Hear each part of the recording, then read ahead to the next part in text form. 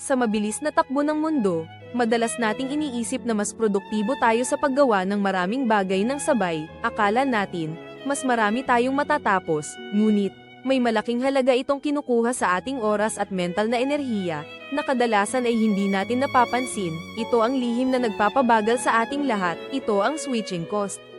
Sa bawat paglipat mo ng gawain, ang iyong utak ay nangangailangan ng mahalagang panahon upang muling mag-adjust at mag-focus. Kahit 5 segundo lang ang nawawala sa bawat paglipat, kung gagawin mo ito ng 10 beses sa isang oras, at 8 oras sa isang araw, ilang oras na ang nasayang mo, ang oras na ito ay hindi na maibabalik, at ito ay nagdudulot ng matinding pagkabawas sa iyong tunay na produktibidad. Kaya, ang pinakamahusay na solusyon ay simple lang, pagtuunan ng pansin ang iisang gawain sa isang pagkakataon.